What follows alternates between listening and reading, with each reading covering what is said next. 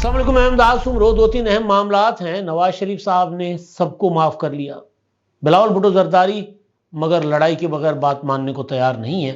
कमर कस ली है लड़ाई के लिए बिलावल भुट्टो ने। इमरान खान साहब को एक तरफ से माफ़ी मिली थी मगर दूसरी तरफ से वो माफ़ी की तलाफ़ी हो गई, यानी अब वो जो माफ़ी मिली थी वो किसी काम की नहीं है।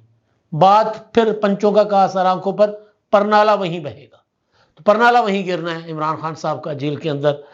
और एक बड़ा इजलास होने जा रहा है। इमरान खान साहब की मोहब्बतों में गिरफ्तार जो लोग थे, अब जाहिर है वक्त बदल रहा है, हालात बदल रहे हैं, तो जो जो उनको रियायतें मिल रही थी वो अब नहीं मिल रही। रियायतें नहीं मिल रही तो कानून अपना रास्ता अख्तियार कर रहा है।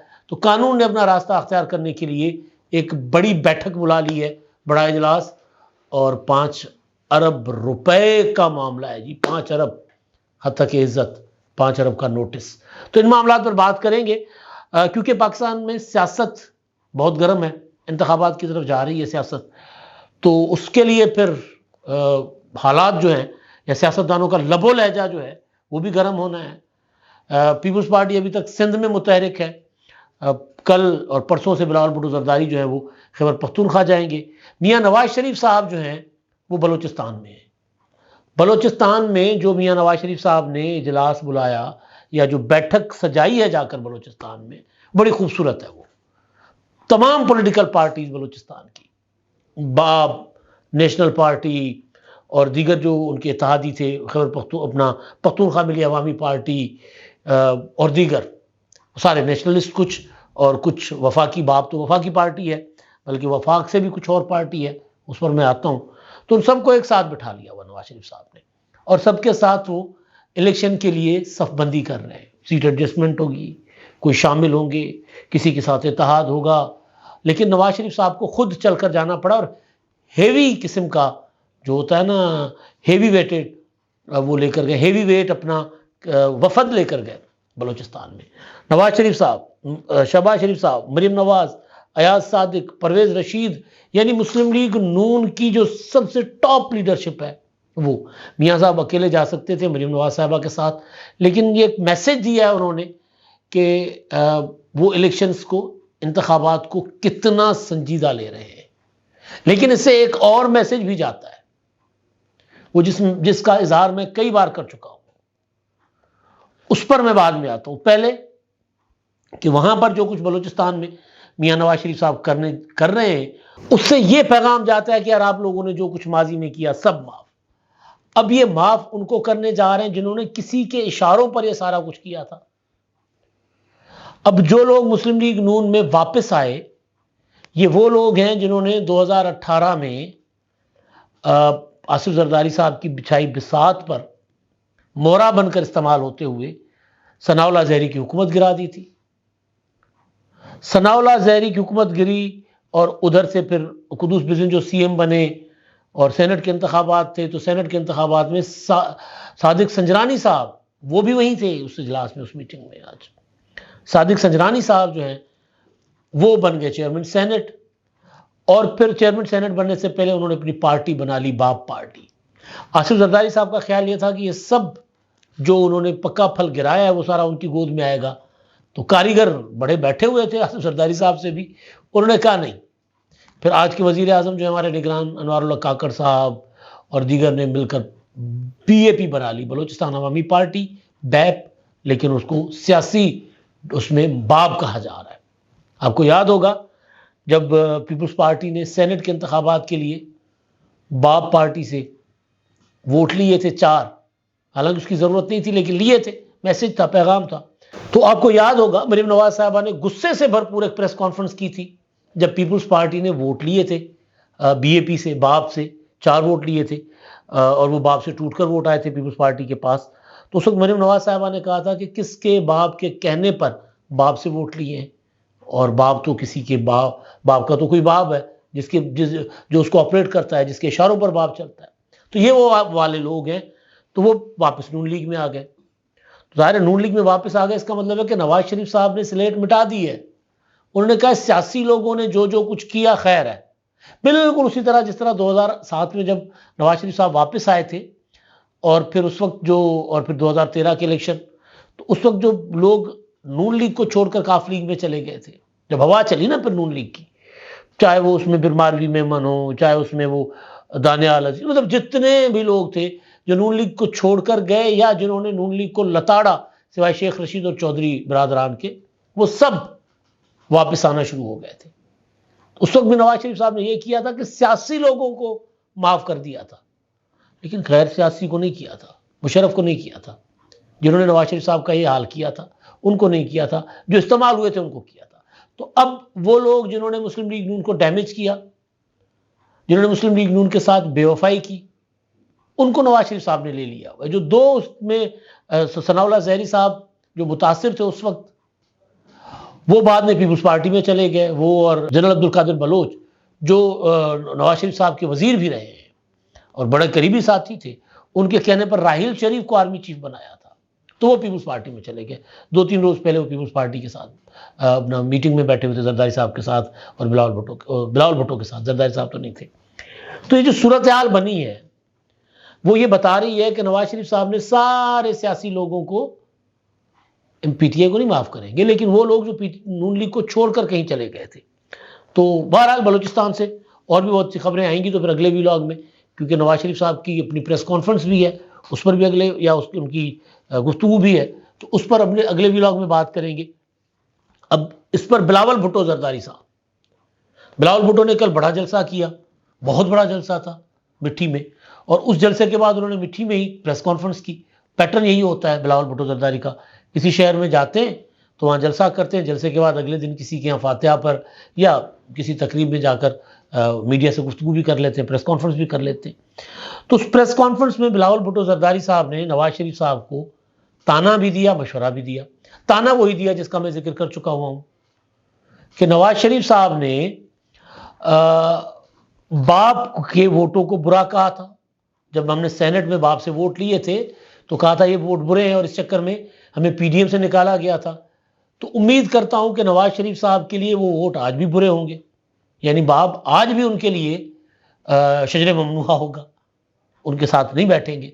लेकिन जाहिर है नवाज शरीफ साहब मतलब इस इतने ये छोटे से ताने पर तो नवाज शरीफ साहब अपनी पॉलिटिकल वो जो सबबंदी कर रहे हैं सियासी, वो तो नहीं रोकेंगे, वो तो आगे बढ़ेंगे। दूसरी चीज़ जो बिलावल भुट्टो जरदारी साहब ने की है वो ये है कि जी हमारी लड़ाई किसी इदारे से नहीं है, पहला इलेक्शन है। तो सवाल ये है कि अगर आपकी लड़ाई इदारे से नहीं है तो फिर आपकी लड़ाई किससे है? अगर लड़ाई इदारे से नहीं है तो आप लाडला किसको कह रहे हैं? नवाज शरीफ लाडले हैं तो वो किसके लाडले हैं?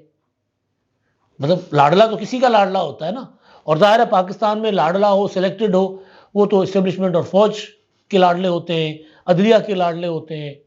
तो फिर अगर किसी इदारे के साथ लड़ाई नहीं, हाँ इदारे के साथ लड़ाई नहीं होनी चाहिए, लेकिन इदारों के ऊपर आपके सवाल तो है ना।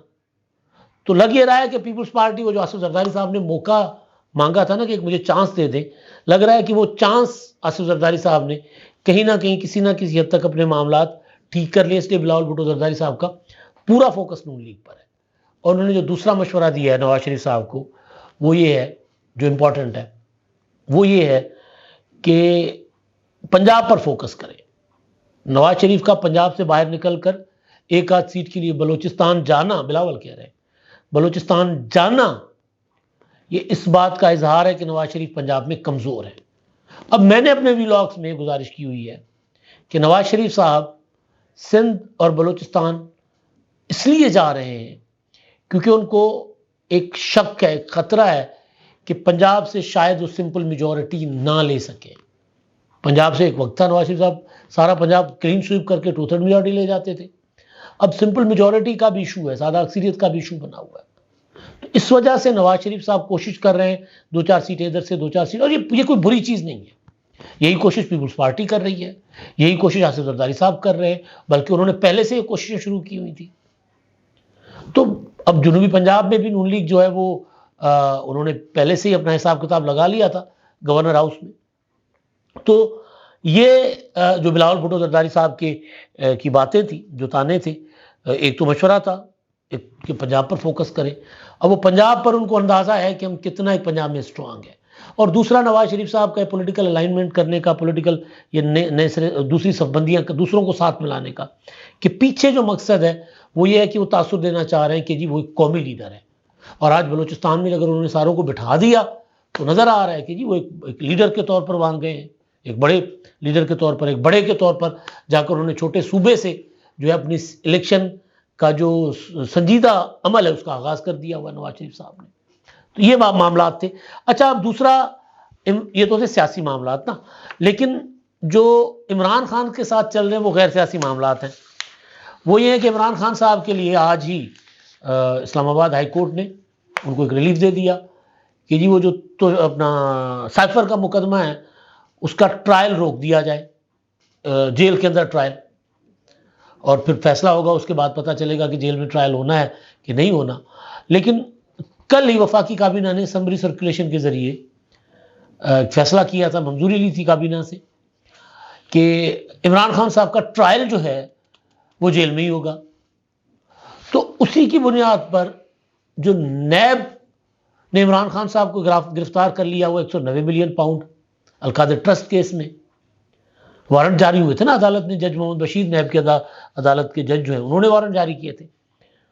तो उसमें जो इमरान खान साहब का ट्रायल होगा वो जेल में होगा, ये फैसला हो चुका हुआ है, नोटिफिकेशन आ गया हुआ है। तो उधर से इमरान खान साहब जेल ट्रायल से बच रहे थे, इधर जेल ट्रायल में आ गए।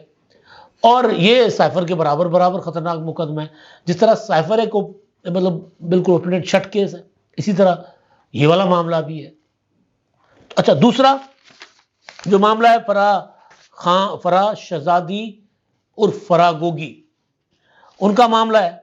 उनके ऊपर इल्ज़ाम था कि जी बल्कि एक स्टोरी आई और वो खबर जो थी उसके खबर का कुछ सरपेर इस हवाले से नहीं था कि वो कहाँ से आई है, सोर्स कौन सा है, कौन से इन्वेस्टिगेशन इदारे ने ये बताया कि जो पिंकी कह रहा हूँ मैं, फराह गोगी की प्रॉपर्टीज़ जो है 4000 गुना बढ़ गई हैं, या 4000 अरब, पता नहीं कितने अरब बता रहे थे कि जी बढ़ गई है प्रॉपर्टीज़ उनकी।